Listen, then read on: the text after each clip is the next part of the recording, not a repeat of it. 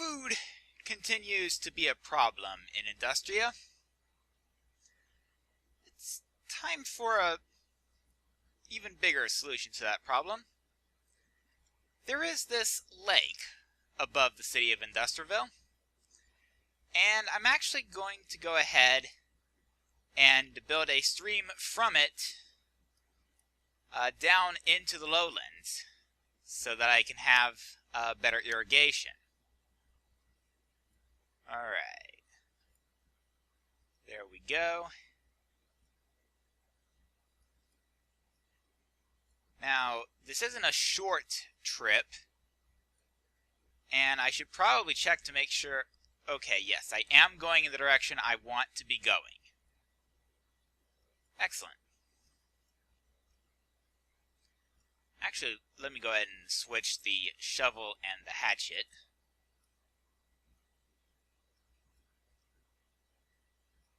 There we go. And now I suspect that I'm going to have to make another drop right there. So, the third stage of this continues out in this direction.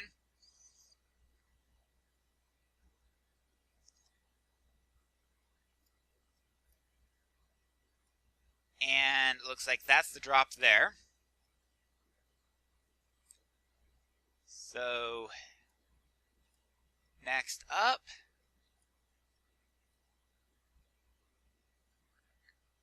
well, it wasn't quite where I wanted it to end up. So, let's see. I want it to go to that plane there. I want to be able to use that as my bread basket. But I'm coming out here, and let me grab that coal, just to be sure that I don't miss it. There we go. Yeah, so how about, not there. There we go, that's better.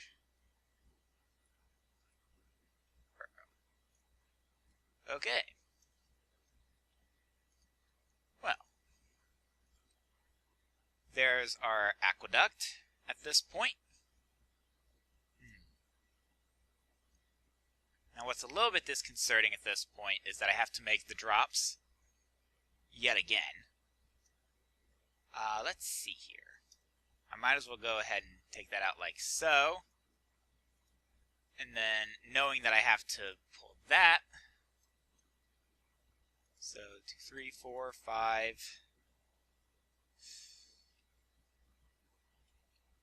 Work. Well, this has become a small parkour challenge.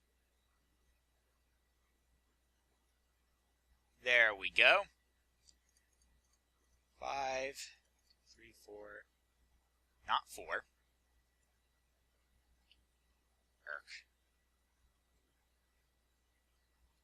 Well, more parkour. Seriously? You know what? A little bit of a cheat on the parkour there.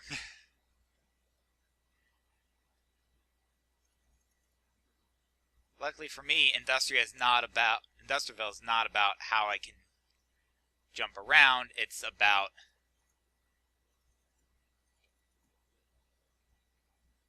that, which, well, let's go ahead and do that. Well, that goes like so.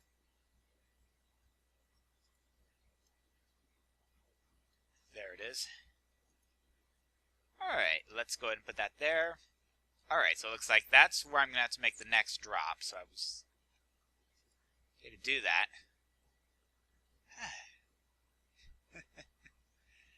So it looks like I'm going to have to set up some temporary scaffolding so that I can get back up there. And let me go ahead and finish getting that water stream to those plains there. Well, now that I've got the aqueduct mostly where I want it, and I'll show you where exactly I put it in a little bit, I need to go ahead and do a little bit of smelting to try to get some even better food. so far the best food I've got is cooked meat, which, while reasonable, isn't exactly the most filling of foods. And I go through a lot of it. But there are other foods that I can make easier use of. Let me go ahead and fix up my shovel while I'm here, because I've been using that quite a bit in the process of getting the water where I want it. 4 stone is enough for the moment.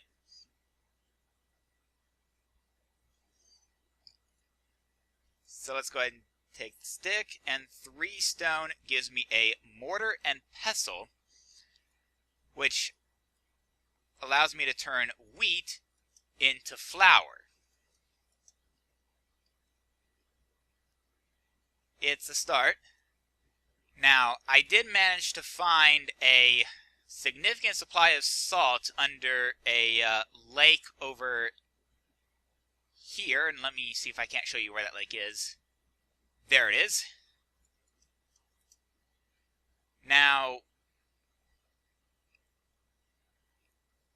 in order to complete the next step of this process, I need to gather some clay.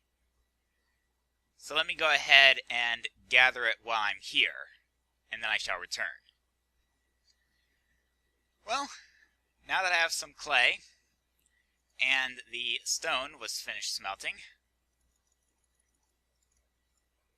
it is time to make some simple buckets. But before I put the buckets in the furnace to smelt up, I'm going to go ahead and craft the mixing bowl. I will need it before too much longer. Now, let's go ahead and put the unfired clay buckets in the furnace. That will turn them into clay buckets. Fired clay buckets. And then I can start the process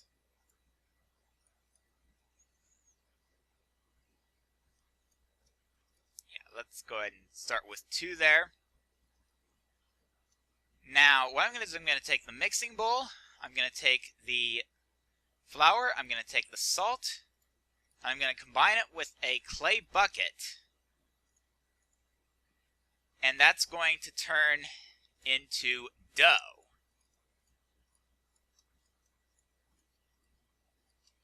There we go. And let's see if I have any more fired clay buckets ready. Yes, 2 more. All right. Yeah, I know. I shouldn't be relying on the lumber mill for my crafting. It is what it is. At least with the crafting station, I can leave the items in there while I go and get more water.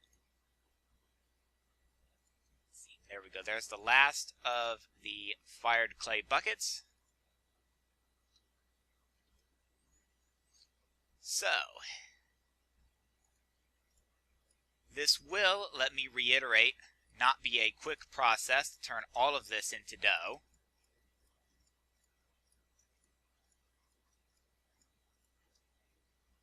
So let me actually take the half of the dough I've got done and throw it into the furnace.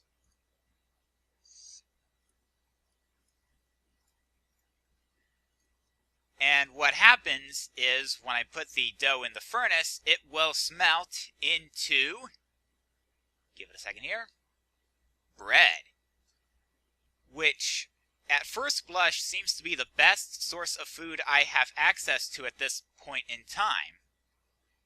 Except it turns out that there is one more step that I can take with the bread once I get it. But let me go ahead and turn the rest of the flour into dough. There we go.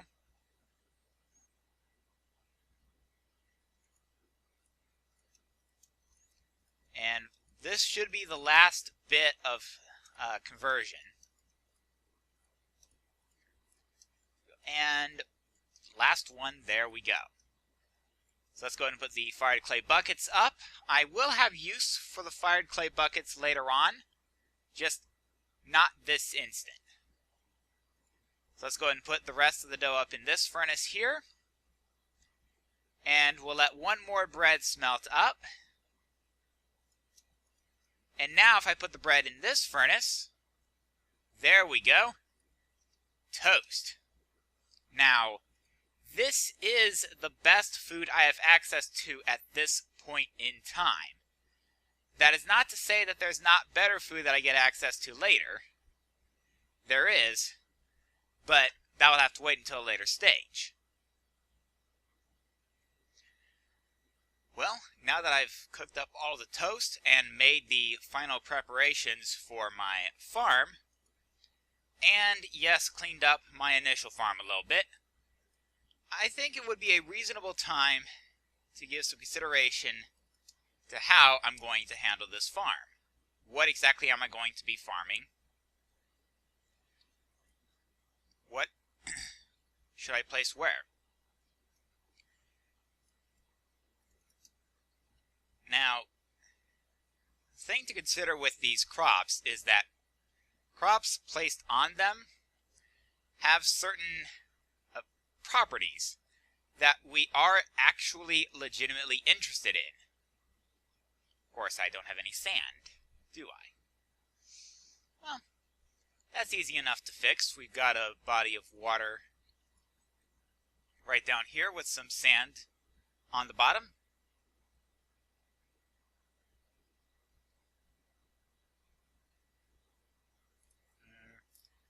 Maybe it has sand on the bottom, I don't know.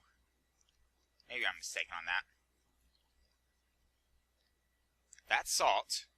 That's a lot of salt, actually. And that's clay.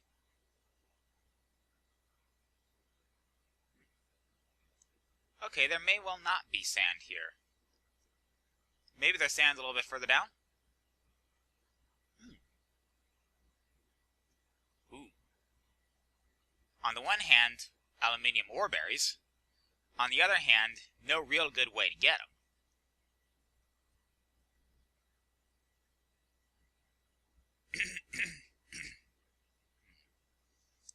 Well. Okay, so we're in a different biome. But it's of no help on the sand front. Let me go hunting for some sand before I go any further. One of the things I remember seeing in the tunnel was that seeds planted in these crops have certain properties. I just haven't had a way to see them as of yet. It's time, I think, to fix that. So let's go ahead and craft some glass panes. I need, I think it's one slab of that type, and then one stone type slab. I believe it's 3 of those. And I'll have to grab 2 more because I need 2 sticks. So let's see, a glass pane. Wood. Okay, I must be missing something here.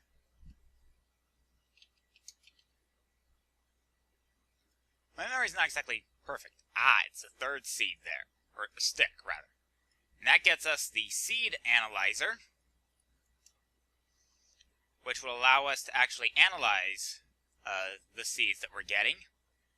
And now, where did I put the sugar cane?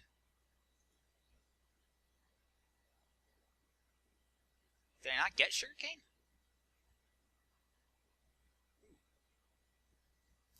I do not appear to have any sugar cane at this point. And it's nighttime.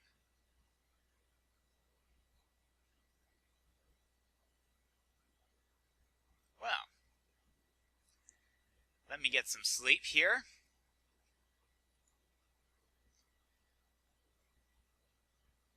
Yeah, I guess I didn't have any sugar cane. Well, I don't have any sugarcane yet, but I can at least show you the approximate area I've got set up here. One of the things I can do with these crops is to configure them for crossbreeding. I'm going to go ahead and do that with those seeds there. I'm going to start with the wheat seeds. Then I'm going to move to the carrot seeds. And finally the potato seeds. Now, the advantages of crossbreeding a crop with itself is that I get better versions of that crop that either grow faster, are more resilient to weeds, or that simply produce more when they reach full growth. Since I am leaving the base, I can at least show you my planned farm area, which is right here. And as you can see, I've got quite a bit of work yet to do in terms of hoeing this so that I can plant the crops once I get everything sorted out.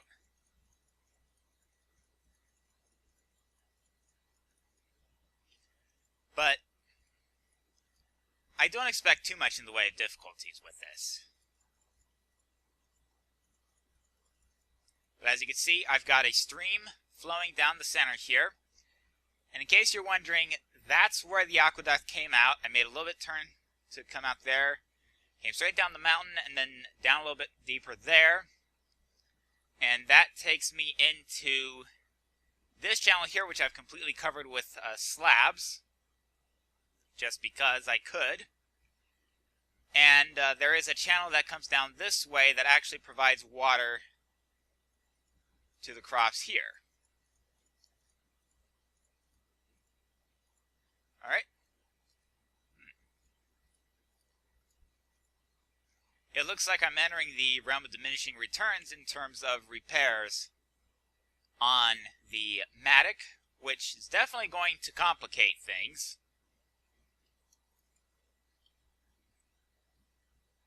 But yeah. Where would I find some sugar cane? I want to say there's some in this general direction, isn't there? Surely there should be. There's a lot of gravel here. I would not be remiss in picking up some of that for later use. Okay, there's a little bit of sugar cane. But I need a little bit more than that, I'm afraid. So let's see if there's another sugar cane plant or two down a little bit further this way.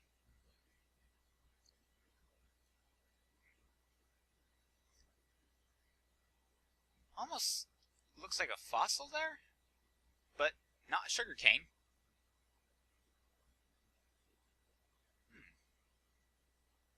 I'd hoped there'd be some sugar cane down this way. Let me eat some toast.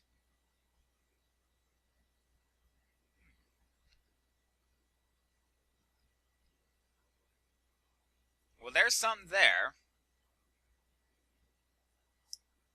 One plant worth again. I'm only really finding isolated plants. Still, one more and I should be okay. One more plant, that is. So let's see. A bit further. This biome seems to be a bit better for sugarcane than the biome I'm based in. But not by all that much in the grand scheme of things.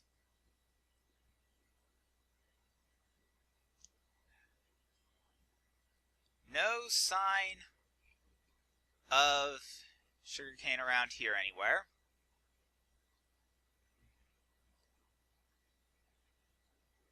Oh, this is interesting. Might as well grab that grapefruit. I expect I will have use for it later on. A wall. Appears to be a village.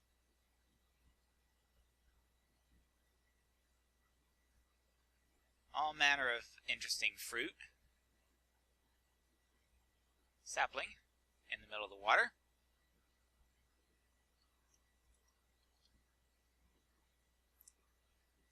No real sugar cane, is there? What is that up there, though? Ooh, copper oreberry bush. Well, I don't expect I'm in a position to do much with it, but it's worthwhile to take at least. Yeah, we definitely got a village there. I'd say it's definitely worth exploring that village. Once I swim across the water to get to it and then make a hole in the wall.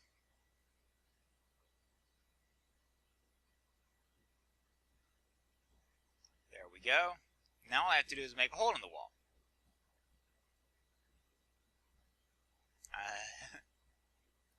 Of course, they're probably not going to be too happy about this hole. But, hey, I needed in. And I didn't have the luxury of being able to swim to a proper gate. Interesting. So, let's see. Some furnaces down here, and this seems to be a windmill of some sort. Yeah. This is definitely a windmill. And no shortage of seeds or wheat. It looks like I can go a little bit higher up this windmill. This next floor just has a couple crafting tables.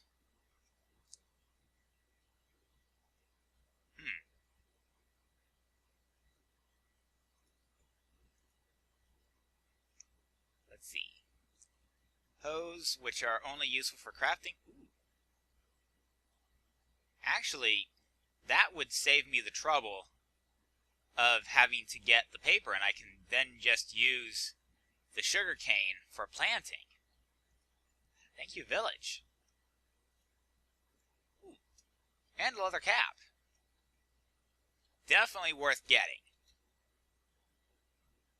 The armor is definitely worthwhile. Yeah. Well, there certainly isn't a shortage of wheat, but I think I got enough from in here. So, yeah.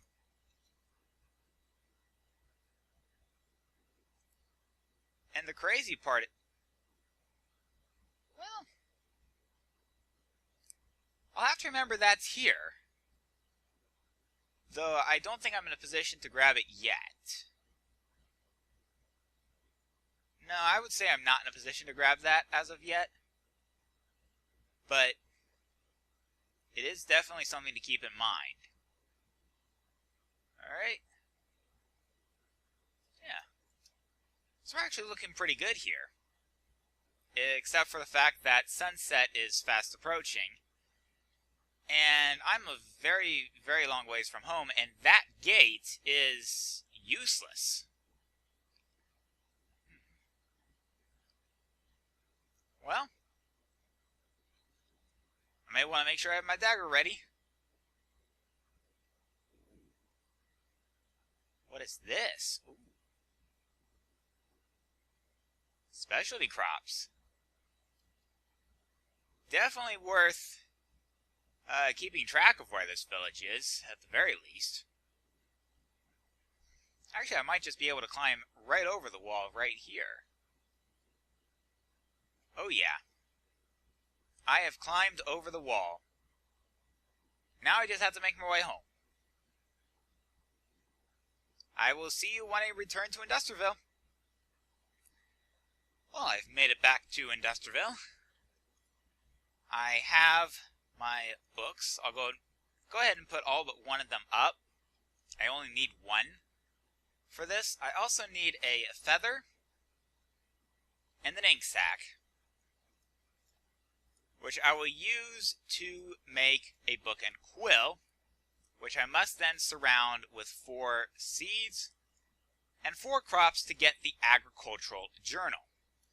And now I will once again place the seed analyzer here, and this is again temporary. So let's go ahead and do some analysis of these seeds, and we can actually see our parameters: growth, gain, and strength.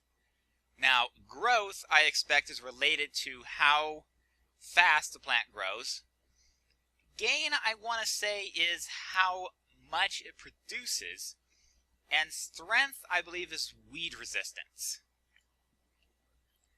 Alright, so I have 53 analyzed seeds. I think it's a reasonable time to go ahead and start planting. This is, of course, going to be a bigger farm than the last one at the lakefront. But I'm not expecting too much difficulty with this. There we go. Yes, I can cross crops like that, but I don't want to do that here. At least not yet. There we go. Like so. And yes, I did make these little paths on the side so that I could get up and down without wrecking my crops. So let's go ahead and plant the rest of these wheat seeds. There we go. Another 8. And then 6 more. Now, with 50 whole plants of wheat, I don't expect any complications in terms of wheat growth. Carrots are going to take a bit longer because they only have the 3 plants here. I do have the 2 that I'm using for crossbreeding, but they're meant for crossbreeding, not food production. But with that, I think I've got my farm at least started. The crossbreeding is going, albeit not with any great speed.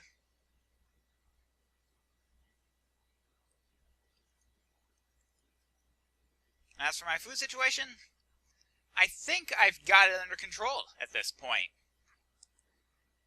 So it's probably time to move on to other projects, just as soon as I figure out what those other projects are.